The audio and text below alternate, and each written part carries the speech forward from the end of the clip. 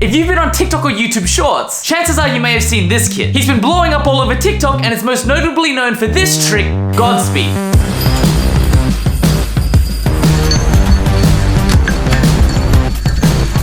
But what if I told you that Angel 12 didn't invent the Godspeed and yo-yo tricks just like these have existed for over a decade? Well, kids, gather around because today I'm gonna tell you exactly where this yo-yo trick came from and why it's going viral today. This story begins with the advent of competitive yo-yoing. Somewhere along the line, yo-yo competitions changed from landing simple tricks to doing choreographed routines with music. Now, the main thing you need to take away from all of this is how the competitions are scored. Back in the early days, every string hit counted as a point, and if you missed that string hit, you would lose a point. That's a little bit more simplistic than it is today. Today, judges reward extra points for added difficulty and are very strict on repeated tricks. So in the early days, something like this would score the same as something like this, because both tricks have the same amount of string hits if you factor out the level of difficulty. So if you're a yo-yo competitor back in the early days and you understood how the scoring system worked, you would realize that creating tricks with more string hits would give you a better placing at a yo-yo contest. But what does all of this have to do with the Godspeed yo-yo trick? Well, in 2004, a yo-yo player would come onto the scene that would change the yo-yo game forever.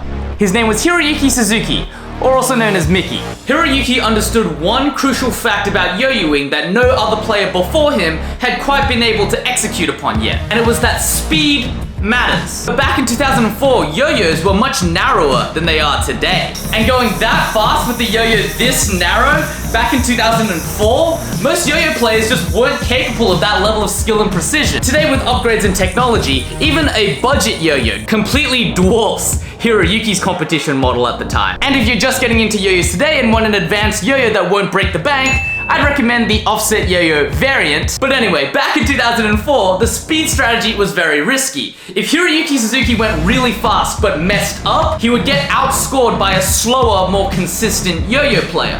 But Hiroyuki would eventually figure out a way to solve this problem. What Hiroyuki discovered was that if you created a trick that latched onto this configuration and moved around that same configuration, you could increase the speed to a whole nother level while minimizing your chances of missing the string. It was a stroke of genius. And just like that, on a narrow plastic yo-yo that most modern day players can barely catch, the speed combo was born. In 2004, Hiroyuki used two speed combos back to back.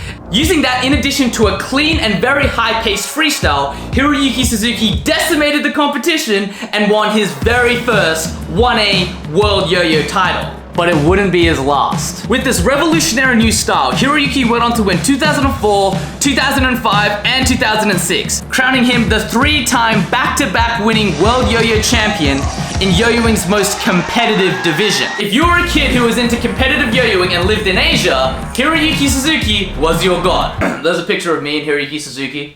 Just saying we're pretty tight.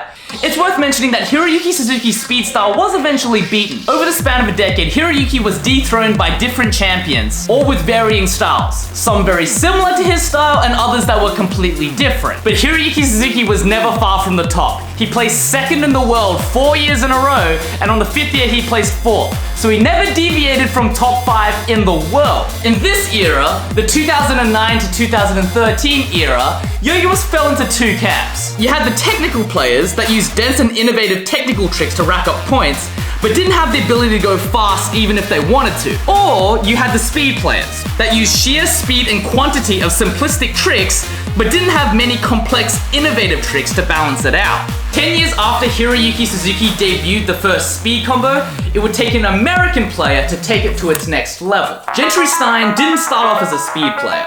His initial style was more jumpy and technical, inspired more than 2010 World Yo-Yo Champion Jensen Kimmett than Hiroyuki. Gentry would also change the game in his own way. Gentry realized that the speed combo on its own was an incredibly high-scoring trick, and if it was used in conjunction with more modern-day tricks, there was essentially no reason not to have a speed combo in your competitive trick set. So in 2014, Gentry Stein fused the best of both worlds.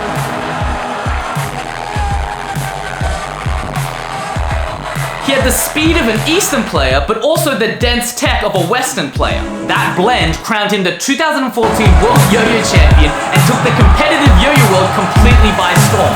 Since that moment, every competitive yo-yo player, regardless of their style, has some sort of speed combo in their competitive trick set. American yo-yo players even made their own name for it. They called it a rail combo, as the yo-yo was locked into the rails and essentially slams against all of the strings surrounding it. Which brings us back to the early 2020s. Now, speed combos have been around for so long. Why did it take so long for it to go viral?